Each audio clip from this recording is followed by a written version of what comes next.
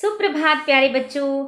आज मैं आपके सामने पाठ्य पुस्तक का पाठ नंबर 6 जिसका नाम है नीम हकीम आपके लिए लेकर आई हूँ। तो सबसे पहले पाठ का नाम का अर्थ जानते हैं। नीम क्या होता है? एक पेड़, छायादार पेड़, ठीक है। और हकीम का मतलब होता है डॉक्टर, या हिंदी में हम उसको कहते हैं चिकित्सक, ठीक है, हमारी बीमारियों को दूर करने वाला।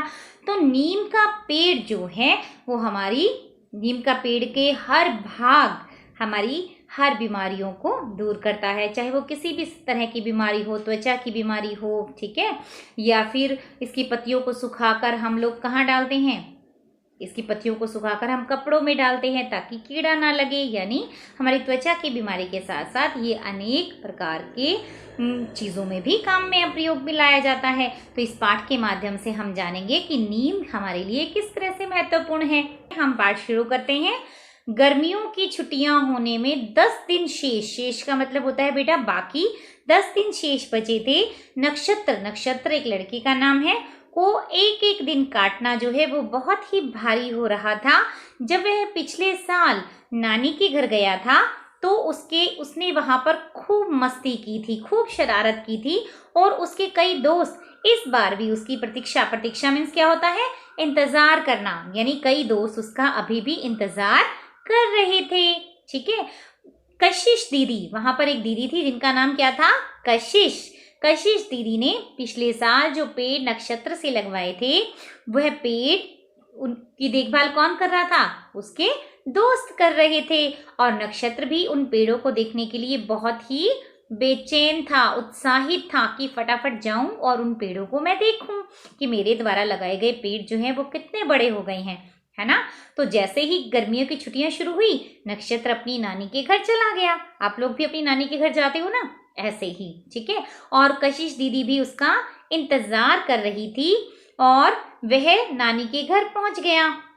उसके बाद वह कशिश दीदी के पास गया और अपने दोस्तों को बुलाने के लिए उनके साथ चला गया, ठीक है।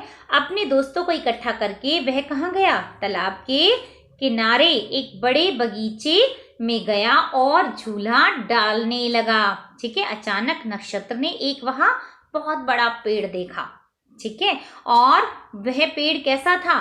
वह पेड़ जो है वो छायादार था, यानी बहुत घना छाया दे रहा था वो पेड़, और उस पर कुछ फल भी लगे थे। नक्षत्र ने कहा, कशिश दीदी देखो, इस पेड़ पर बेर लगे हैं। और कशिश दीदी जोर से हंसने लगी और कहने लगी, क्या कहने लगी उसे? अरे तुझे यह भी नहीं पता, यह तो नीम का पेड़ है जिसे निम्ब कहते हैं। तो नीम के पेड़ का दूसरा नाम क्या हुआ? निम्ब। नीम का अर्थ क्या होता है बेटा? ये ऑप्शनल क्वेश्चंस में आ सकता है कि नीम के पेड़ का दूसरा नाम क्या है? निम्ब। और निम्ब का अर्थ क्या है? बीमारियों को दूर भगाने वाला, ठीक है। और इस पेड़ का हर भाग बहुत काम आता है, जिसका लोग उसकी पत्तियों को सुखाकर, यानी जो नीम की पत्तियां होती हैं वो अगर हम चबाते हैं उसे तो वो हमें कड़वी लगती हैं, लेकिन जब हम उसे पत्तों में डालते हैं, कई लोग क्या करते हैं, नीम की पत्तियों को सुखाकर कपड़ों में डालते हैं, ठीक है। तो वो कपड़ों में किस लिए डालते हैं? ताकि उसमें कीड़ा ना लगे, ठीक है। उसके बाद त्वचा संबंधी जो रोग होते हैं, जैसे खुजली है, चर्म रोग है, उसको दूर भगाने में भी नीम के पत्तों को अगर पानी में उबालकर उससे नहाया जाए तो उससे त्वचा संबंधी रोग भी दूर हो सकते हैं।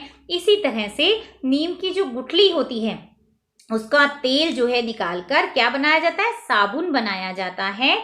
और उसकी जो टहनियाँ होती हैं उसको तोड़कर और उससे हम अगर दातुन करें तो हमारे दांतों में कभी भी कीड़ा नहीं लगता है। पहले जो बड़े बूढ़े होते थे वो टूथपेस्ट नहीं होता था, पहले क्या करते थे? नीम की जो दातुन होती थी उसको तोड़कर और उससे ही ब्रश किया करते थे, ठीक है, जिससे उनके दांत मजबूत स्वस्थ रहते थे और उनके दांतों में कभी भी कीड़ा नहीं लगता था।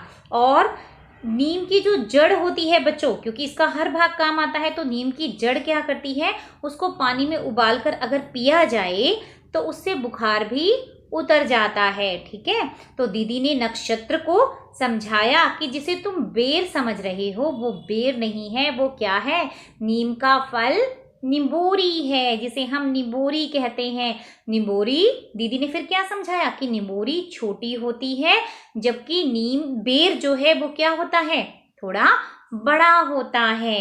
ठीक है, और परंतु निबोरी कड़वी और छोटी जरूर होती है, परंतु बहुत काम की होती है, यानी हमारे शरीर की अनेक बीमारियों को निबोरी जो है वो दूर करती है। दीदी ने समझाया कि निबोरी कैसी होती हैं, कड़वी होती हैं, लेकिन बहुत काम की होती हैं।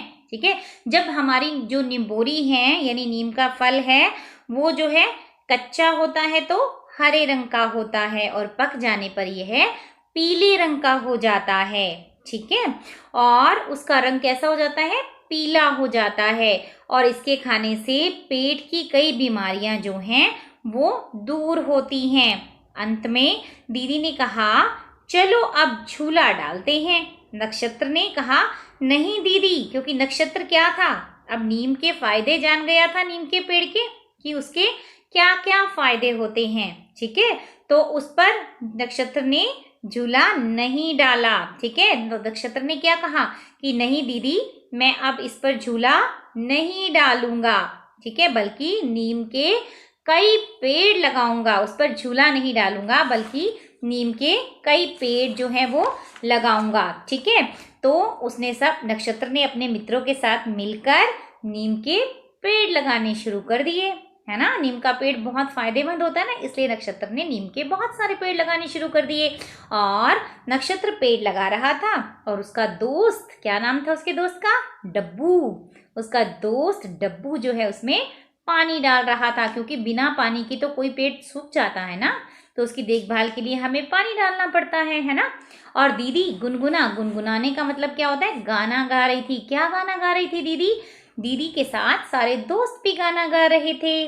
क्या गाना गा रहे थे, पेड़ लगाओ पेड़ लगाओ पेड़ लगाओ नीम, सब रोगों को दूर भगाए सबसे बड़ा हकीम। हकीम का मतलब मैंने आपको बताया ना, डॉक्टर।